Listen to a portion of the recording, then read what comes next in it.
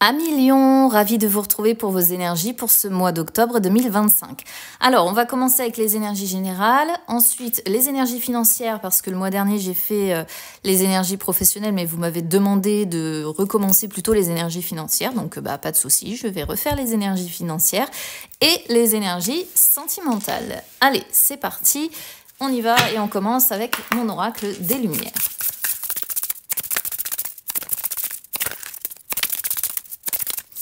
Alors, on a aura, clairvoyance et inspiration. Waouh, ça fait très... ça fait très voyance tout ça. Surtout aura avec clairvoyance plus inspiration qui ressort. Ça fait vraiment les personnes qui sont très connectées à leur ressenti, les personnes qui ont des dons en fait, on pourrait penser à ça parce que c'est l'association avec clairvoyance, si vous voulez, l'aura plus la clairvoyance, ça parle vraiment de capacité, de dons, d'intuition, plus inspiration évidemment. Alors, si on les prend, on va dire séparément, l'aura c'est vraiment quand on a besoin de faire un petit peu un nettoyage, d'accord? Un nettoyage, une purification de ses énergies pour justement y voir plus clair dans ce qui se passe dans sa vie et pour retrouver l'inspiration, ok? C'est bien souvent quand on a rencontré pas mal de problèmes qui se sont accumulés les uns derrière les autres, ou alors il y a des choses qui ont été ralenties, ou alors il y a eu pas mal de fatigue.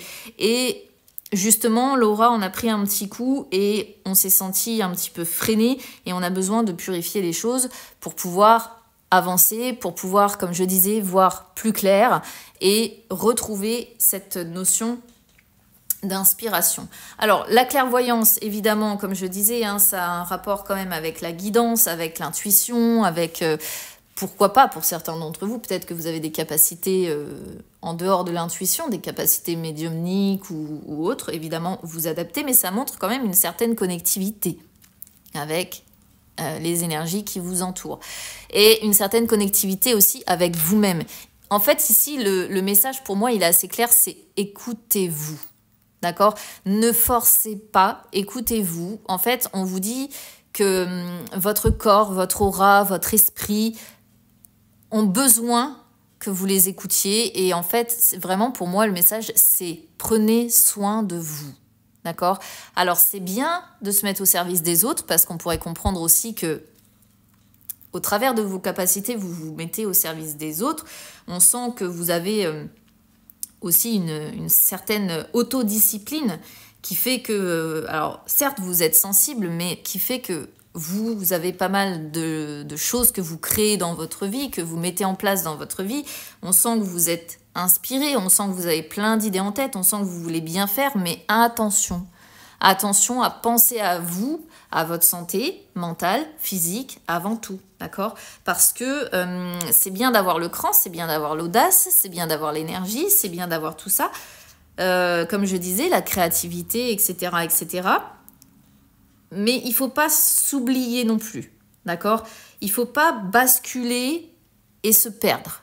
Donc le message pour moi, vraiment ici, c'est prenez soin de vous dans votre entièreté sur ce mois d'octobre. Et vous allez voir que si vous prenez soin de vous, eh bien vous allez avoir finalement encore plus d'énergie, encore plus d'inspiration, encore plus d'idées, encore plus de créativité. Mais il y a un besoin quand même assez important que vous pensiez quand même à vous. Parce que si vous ne pensez pas à vous, votre énergie va diminuer. Et après, on peut vite se retrouver dans une spirale négative. Allez, on regarde les énergies financières, c'est parti. Oula. Alors, côté finance, pour vous, c'est pas la joie, enfermement, échec, et on est bien sur l'argent, d'accord ? Bon, il y a des difficultés, je vais pas vous mentir, vous les connaissez, pour ceux qui me suivent maintenant depuis un certain temps, ces cartes-là, je les manipule quand même assez souvent. Ici, c'est assez clair, il y a un mal-être, il y a, comment je pourrais vous dire, un petit sentiment de solitude et de repli sur soi, une sorte de tristesse, mais surtout ce que l'on sent, c'est un passage clairement difficile financièrement.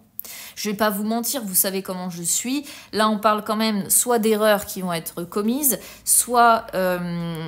alors, pour certains, ça pourrait aller jusque-là, mais ce ne sont que des possibilités, d'accord? Ne voyez pas tout en noir, parce que ça ne peut pas concerner tout le monde non plus.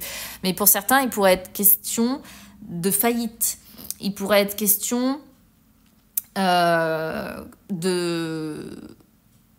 déboire vous mettant clairement en très grande difficulté financière, d'accord? Ça pourrait être une faute que vous avez commise aussi, mais avant tout, l'une comme l'autre, ça montre les difficultés et le fait de se replier sur soi-même. Alors c'est sûr que quand on traverse un moment comme ça, on n'a pas forcément envie. Alors peut-être que c'est ça aussi, hein, où on vous dit prenez soin de vous.